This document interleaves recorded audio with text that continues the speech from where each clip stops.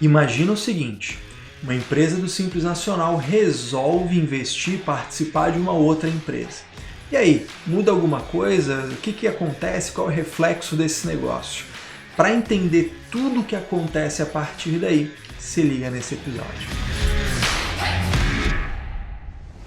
Opa, tudo bom? Aqui é o Caio Melo e a gente está aqui para bater um papo sobre contábil, societário, tributário, tudo misturado no episódio de hoje, porque você me conhece, sabe como é que é, a gente está aqui para falar do mundo real. E no mundo real é assim, né? Então vamos falar de contabilidade de verdade, sem enrolação, indo direto ao que interessa. Mas, como você também já sabe, já está acostumado aqui no canal, antes de mais nada, se inscreve, ativa a notificação, porque no próximo vídeo, próximo episódio, você vai estar sabendo em primeira mão. Agora sim, sem mais delongas, vamos para o nosso conteúdo.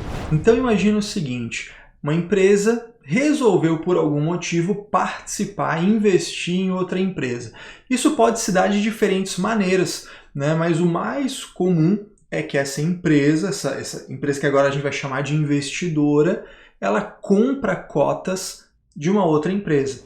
Por que eu digo que pode ser de várias maneiras? Porque, de repente, ela não comprou efetivamente, ela pode ter recebido isso por dação em pagamento, né, a emissão de cotas ou de ações lá da outra empresa, da outra companhia.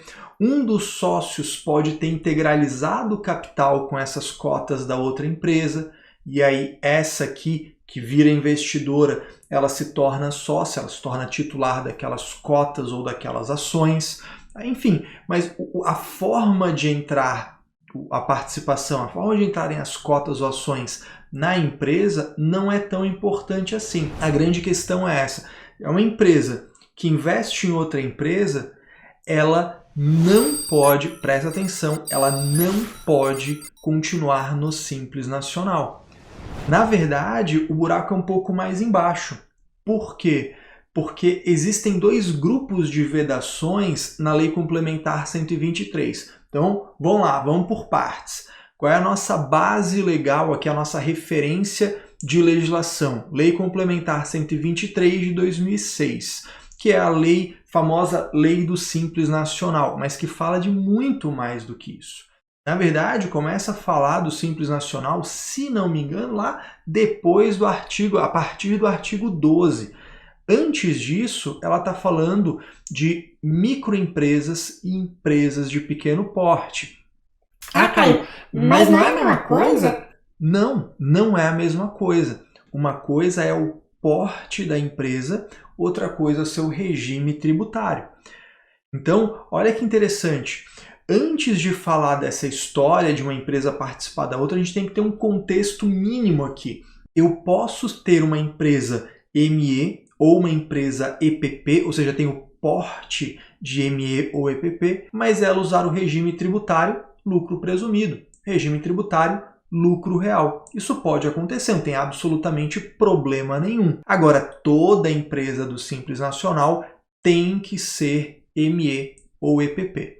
Algumas pessoas até confundem isso, né? Acham que é tudo a mesma coisa, mas a partir de agora você sabe que não é, que são duas coisas diferentes. E por que eu estou te falando tudo isso antes de falar do assunto desse episódio? Porque quando você olha as vedações da Lei Complementar 123, elas estão em dois pontos da legislação. O primeiro ponto é o artigo 3º, parágrafo 4º. O segundo ponto é o artigo 17. E aqui é bem interessante porque o primeiro ponto, artigo 3º, parágrafo 4º, está falando das vedações, daquilo que veda o tratamento jurídico diferenciado trazido por essa lei complementar, inclusive o regime tributário. Então não é simplesmente o que está no artigo 3º, parágrafo 4º, não te veda simplesmente o Simples Nacional, mas também veda o uso do porte microempresa ou empresa de pequeno porte. Agora, o artigo 17, que é o segundo ponto que traz vedações, ali não. Ali está falando de vedações ao Simples Nacional somente. Então, você pode ter vedações que te impedem do Simples Nacional, lá no artigo 17, mas que você pode continuar sendo uma ME, pode continuar sendo uma EPP. Outras vedações não. Se elas estão no artigo 3º, parágrafo 4º, te vedam não só o Simples Nacional, ou seja, você está proibido de ser do Simples Nacional, mas você também está proibido de ser ME ou EPP. E é nesse grupo, é nesse primeiro grupo, no artigo 3º, parágrafo 4º, que diz umas paradinhas lá que nos interessam para o episódio de hoje. Ela fala o seguinte: a pessoa jurídica de cujo capital, ou seja, a empresa que no seu capital social tem uma outra pessoa jurídica participando, ela não pode ser ME, ela não pode ser EPP e ela não pode ser do Simples Nacional. Quando que essa vedação produz efeitos? A partir do mês seguinte. E, da mesma forma, tem um outro dispositivo, também no artigo 3º, parágrafo 4º, dizendo: a pessoa jurídica que participe do capital de outra pessoa jurídica é vedada ao Simples Nacional, ao porte de ME e ao porte de EPP.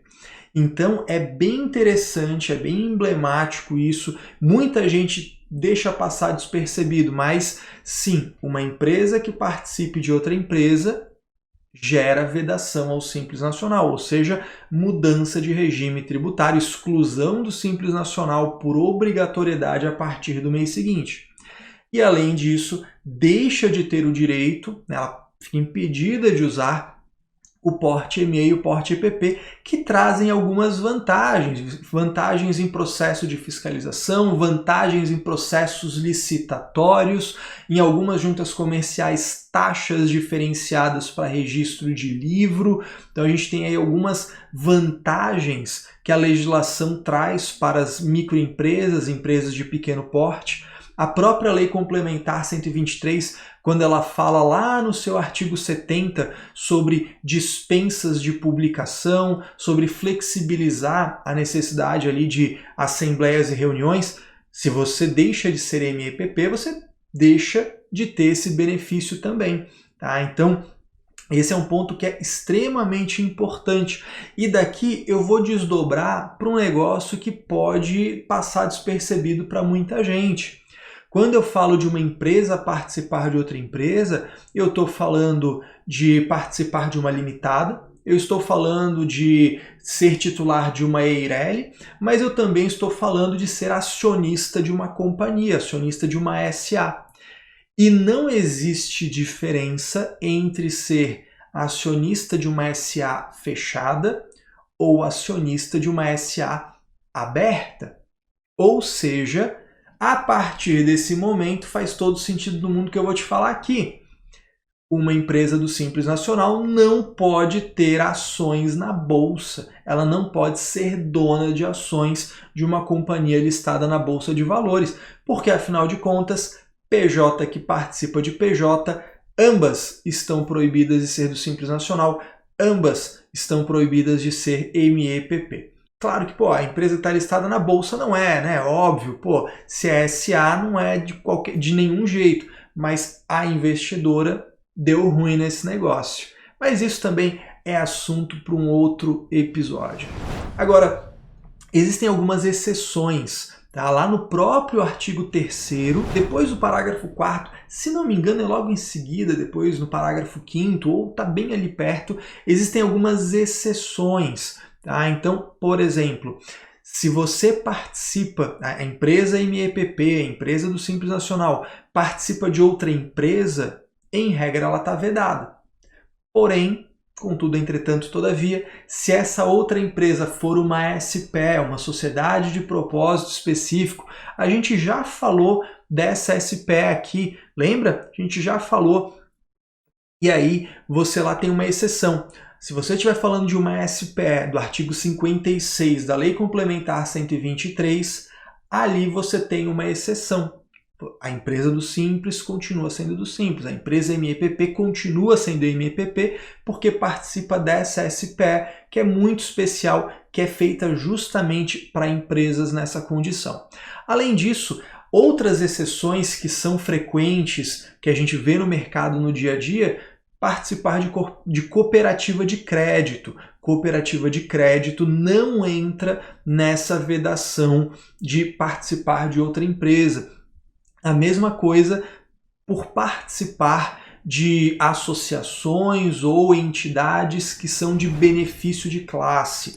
Tá? Então a gente está falando aqui de participar de outra empresa. A empresa do Simples Nacional, ela faz parte da associação da classe dela, não tem problema nenhum.